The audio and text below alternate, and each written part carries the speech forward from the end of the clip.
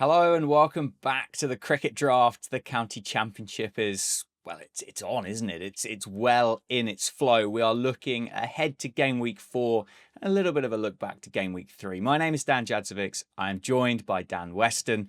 Firstly, Dan, how are you? And how was game week 3 for you? Yeah, great to be back, Dan. I am good. Game week 3 was a mixed bag, I would say, probably. Slightly above average points for the week, which drops me just outside the top 500 overall. Did initially, I think, over the first day or two of the 4 days, make up some ground over against you at the top of our little mini league. And now you now then pulled back ahead again. And the third week in a row that I haven't had anyone in the dream team. So it just goes to show, if obviously I'm sitting just outside the top 500, but yet if you had anyone in the dream team at all, it shows you how good it is as an opportunity to find a lot of untapped talent, if you like. And there's plenty of players who are contributing good points consistently in this game so far.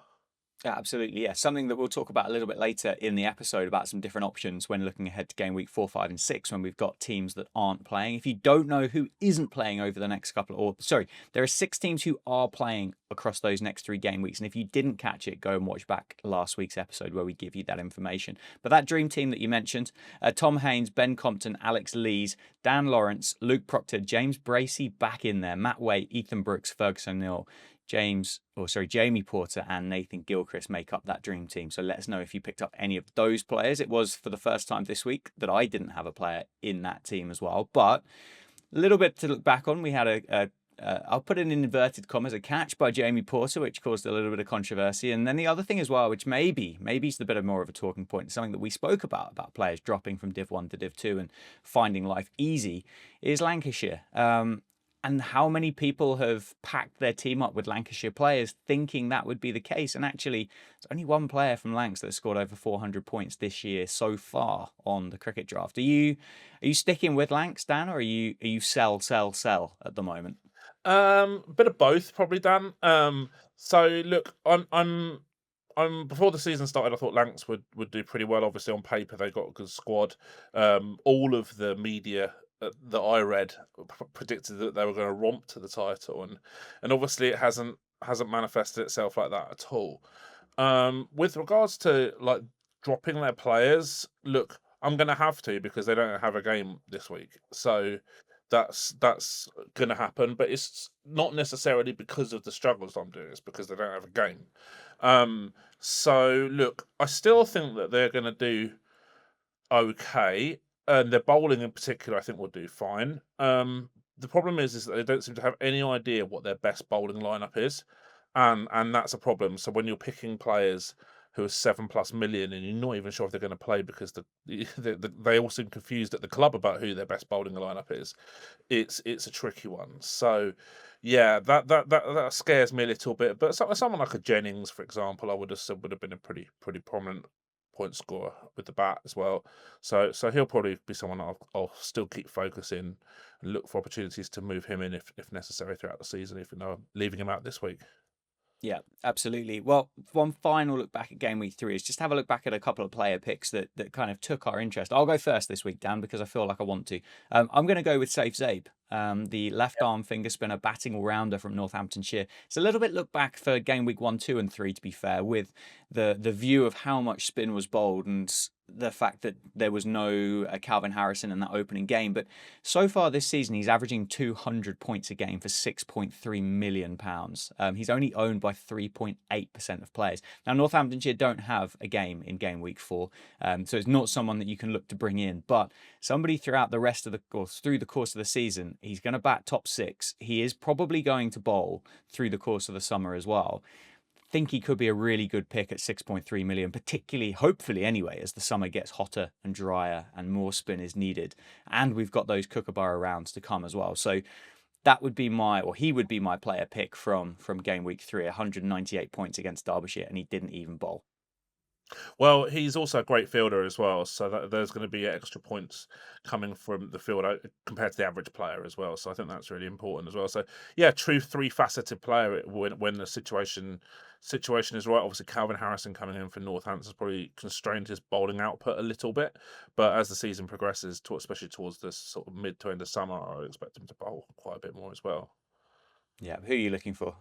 Okay, so for me, I am looking at my bargain superstar that is Tom Scriven, and he is 5.9 million, a player I know really well.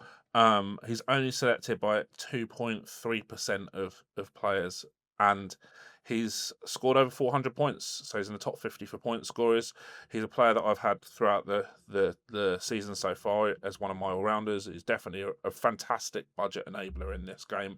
The quite incredible thing is that he's a genuine all rounder in 4-day cricket, right? And Leicestershire have got so much batting depth that he's actually batted at number 11, which is he's probably the best number 11 that's probably played in the last decade, batted in the last decade. He should be like a 7 or an 8. So, but his bowling's giving quite great output as well. A couple of really big wickets the other day, and yeah, so for value for money, he's been absolutely superb for me.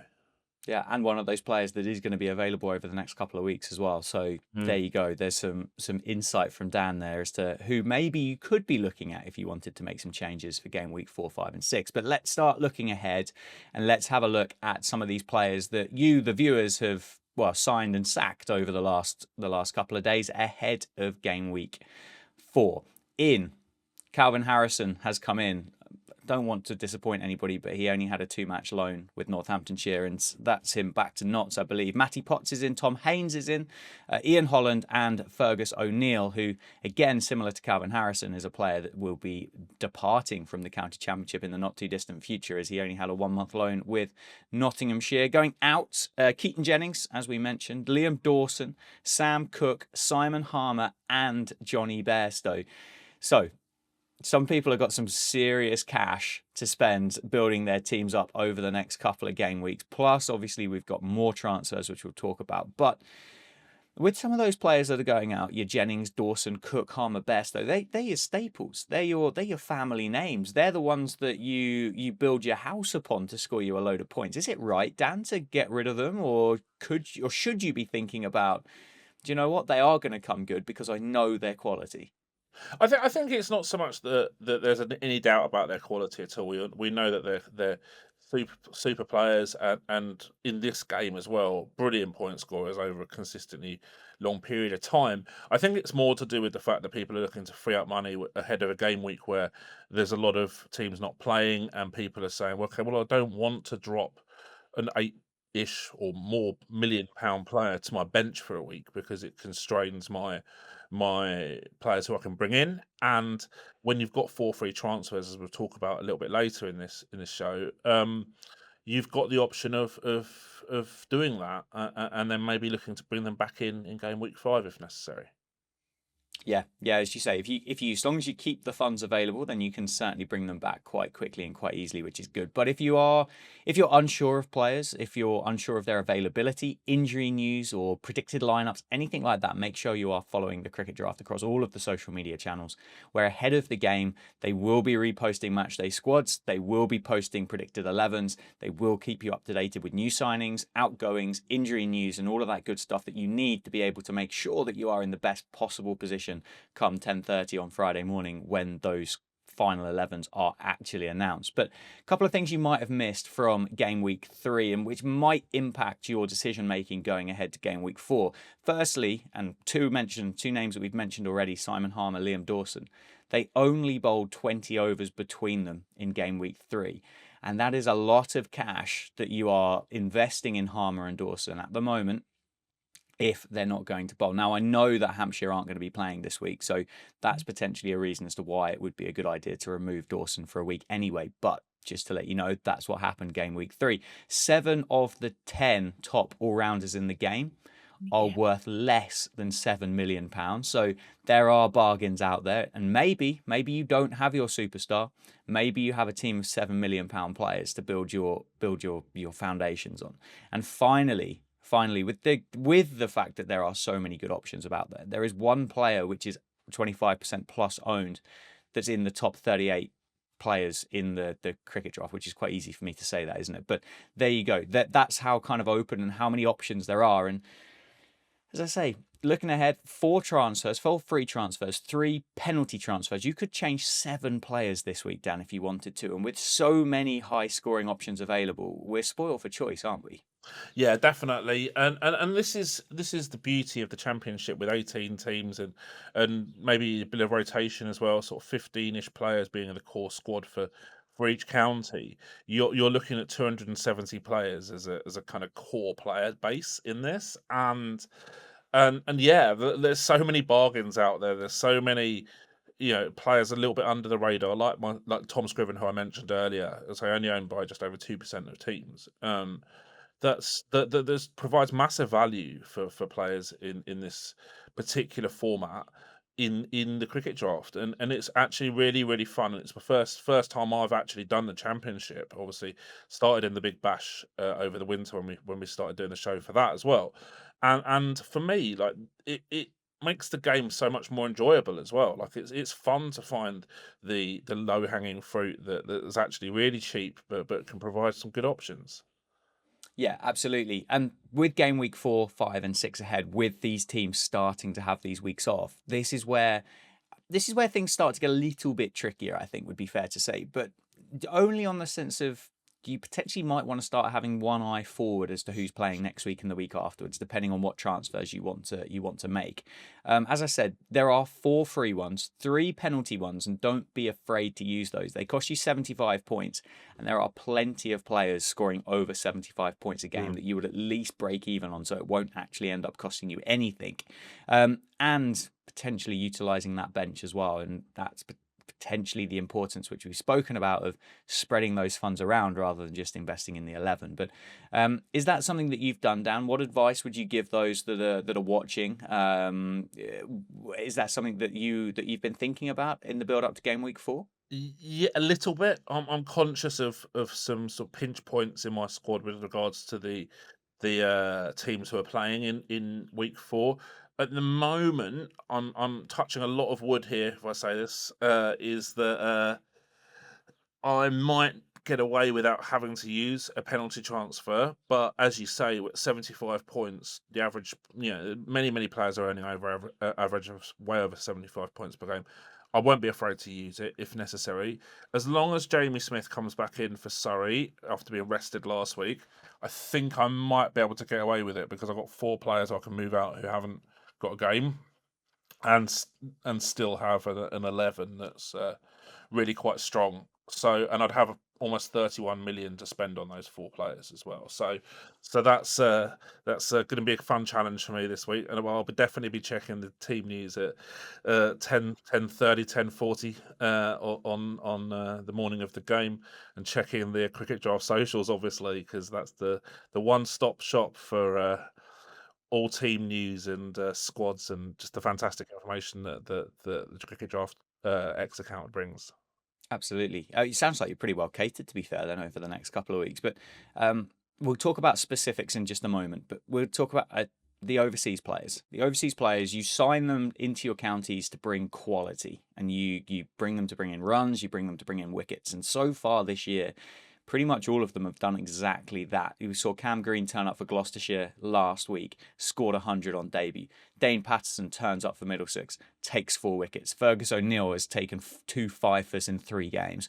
Caleb Jewell at Derbyshire has scored a hatful of runs. Cam Bancroft as well scored 100 and his first appearance for Gloucestershire this year. Keith Dudgeon for Kent, I know he's now injured, but took 5 in his debut. And Logan Van Beek as well, who we've spoken about quite a lot on this podcast, is ripping up for Leicestershire. Any of the players, let's talk a bit more specifically, but any of those players, any of those overseas that you're thinking about bringing into those 4 gaps that you've got in your team, who are the players that are coming in for you, Dan? So I've already got Patterson, who's someone that I've talked about a lot on the shows throughout the last few weeks. Someone who I've been keeping an eye on for his availability, just primarily, like I said in previous weeks, because he's a player who's done really really well in Division 1, and now he's dropping down to Division 2. Should be able to be a really prolific point scorer. Van Beek is an interesting one because he was someone I tried to fit in game week 2, but I ended up, because someone didn't play at the last minute. I think it was Craig Overton in game week 2. I had to put a different player in instead, and yeah, that was a shame.